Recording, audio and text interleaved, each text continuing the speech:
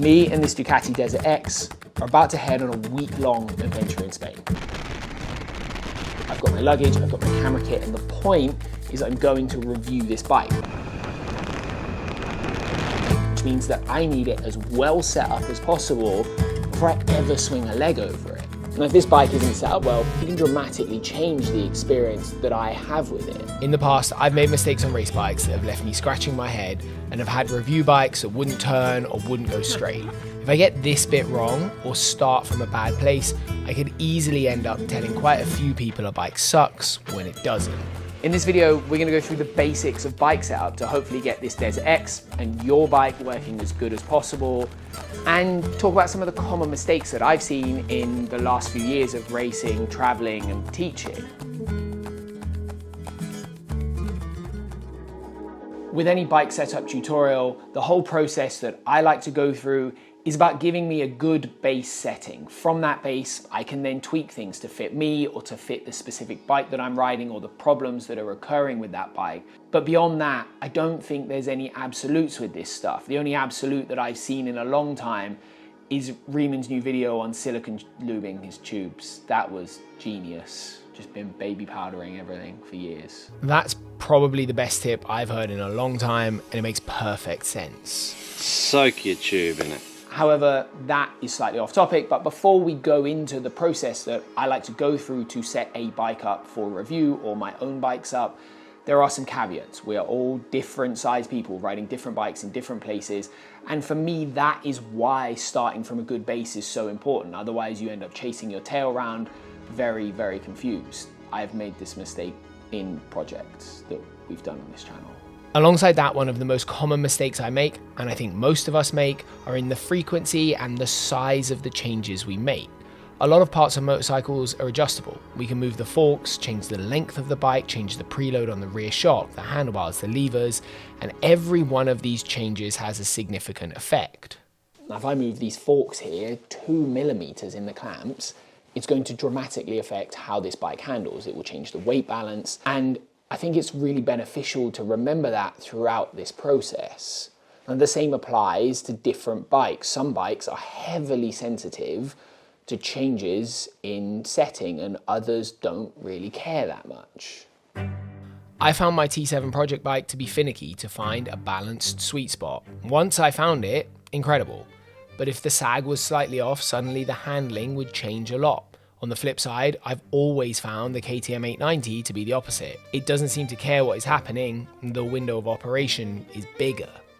For me, the very first point of call is the sag on the rear shock. If we can make sure that it is as close to where it should be, we can make everything else right. So if I set the position of my bars and my levers, and then I check the sag and I change the sag, by changing the preload on the rear shock, I can affect the position of the handlebars and the levers relative to me sat on the bike. So we need to think about that and do it in a good order. To find the sag, we need to measure the difference in this gap when the bike is off the ground and when we are on the bike in our gear and luggage ready to ride. The amount the rear of the bike squats is important because it changes the handling and suspension performance. Too low and it can be hard to turn and make it hard to be balanced when standing. Too high and it can become twitchy and unstable. Most adventure bikes don't come with a recommended sag setting. For those new to it, most dirt bikes do. And on a dirt bike, changing it by just 2 millimeters will give you a different handling bike. On an ADV, it's a little less critical, but being in the ballpark really helps. As a baseline rule, I start with the rider sag at 1/3 of the travel of the rear wheel. So if the rear suspension travel is 220 mil on my Desert X, we want 73 millimeters of rider sag. If we're accurate with this at the start, then when I add stuff into my luggage, I can simply remeasure the sag and all the other things I've changed will stay the same. That's why I like doing this first, before I deal with any of the controls, like my handlebars. What an interesting position is as a quick side note, I am using a new tool to set the sag. This is called the Motul Slacker V4 Digital Suspension Tuner 10-year anniversary edition. The point is, doing this with a tape measure on your own is very difficult. I think it's nearly impossible. Step 2 of my process is then setting the handlebars and the controls in the good basic position. And it's worth noting that Handlebar position and lever position is always a compromise between road comfort and off-road comfort. And even when we ride off-road, control position is a balance between absolute comfort in a very basic riding position and being able to effectively reach the controls as you dynamically move around the bike to deal with different technical situations. If my levers are low and I have to move a long way backwards on the bike to go down a hill, suddenly they become really quite difficult to reach. It's also worth noting that handlebar position does affect the way a bike handles. It gives you different leverage ratios, but it also affects how easy it is for you as the rider to find a good balanced position. At 6'2", I have a different requirement of the spaces between foot pegs and handlebars to someone who's 5'8". This Ducati actually comes with a road and an off-road position marker on the bars, which makes things very helpful. For me and the adventure off-road focused style riding that I do, off-road control is ultimately more important. Off-road riding is more technical than it is on the road, so I opt to set my bike up for that environment. Now there are two ways to find the neutral position of your bars, and both are quite easy to achieve. The simplest way is to place the riser part of the bar in the same line as the fork leg. If you're sitting on the bike and that is tricky to see, making the grips run parallel to the ground most often results in the same position and is a great guideline. If you do find that the handlebars need adjusting upwards, doing so by small increments is pretty important. Now, most modern adventure bikes, I think, in my experience, already have a very upright riding position. And so, unless you're an absolute giant, you probably don't need risers, probably. If you want to try one, 5mm risers are perfect. 10mm is kind of a lot, and 20 or 30mm for a first step is a drastic change. The same applies to moving the clamp position forward and backward. This isn't possible on all bikes, but if you do, keep the changes small. Moving down to the foot controls, this is another area of compromise with your bike setup.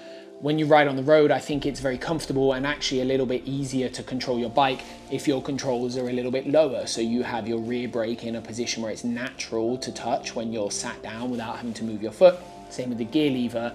But off-road, the opposite is true. If your controls are really low, it becomes very difficult to use them in a standing position, which means you're compromising your control level. And for me, control off-road is more important than immediate control on-road. And so that's what I'm focusing my setup on. That's the goal, but that can be quite a different thing depending on your basic position. And quite often, if our basic position on a bike is very upright, it can feel like the levers should be low and maybe that the bars are too low. However, this creates a compromise, and it means that once I leave my nice smooth dirt road for something tricky or undulating, the levers end up very low and hard to reach. We need a middle ground that is going to work everywhere, and as a basic rule, that position is just below level with the bars. I personally like to run them as far in as I can.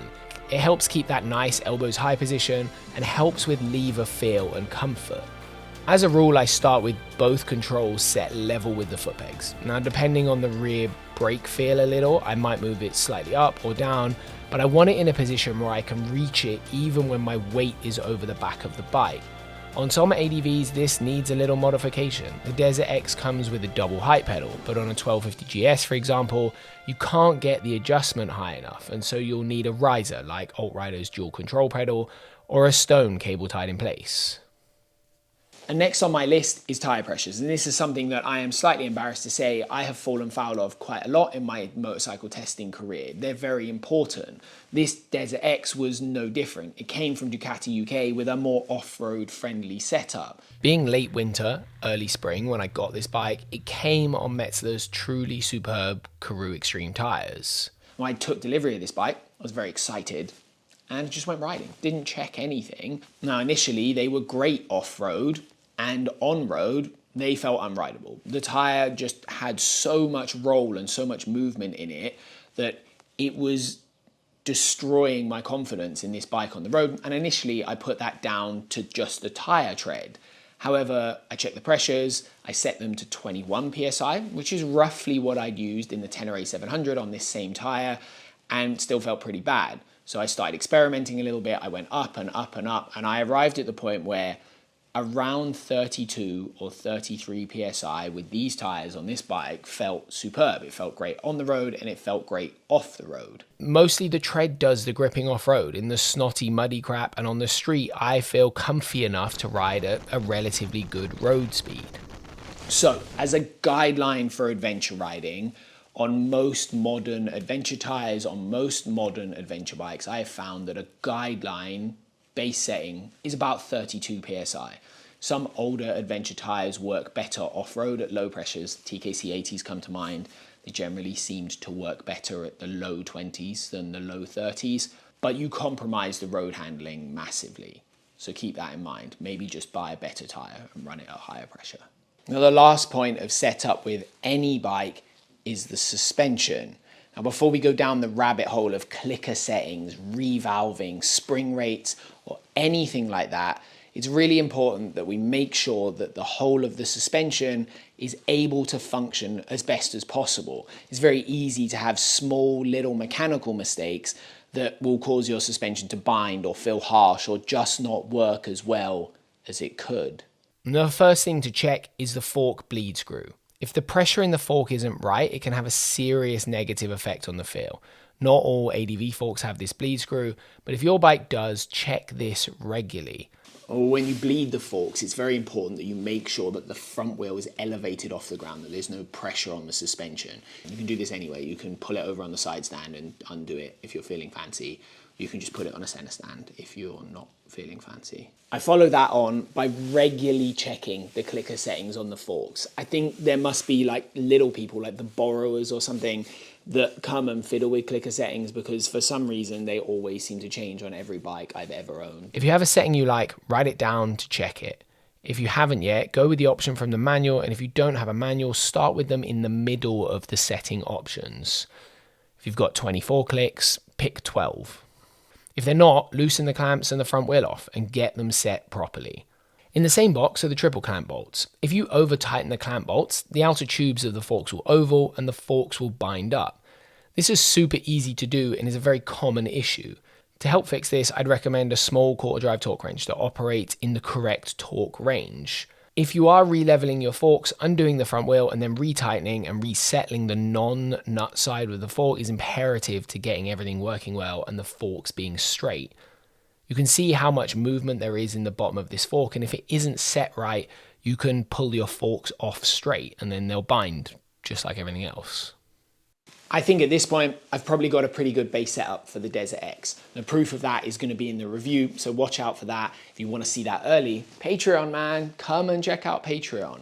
However, there is one more thing I need to do before we leave. I'm going to reset the sag. I'm going to check it and make sure that it's right when I am in all my gear, when I am full of water in my camelback, I have my camera bag on and my luggage is full. So even if I can't get it exactly where I want it, I have a really good idea of what the problem might be in the handling, and I can make some adjustments to fix that. I'd suggest that setting your sag before you ride away in any capacity is always something that you should do.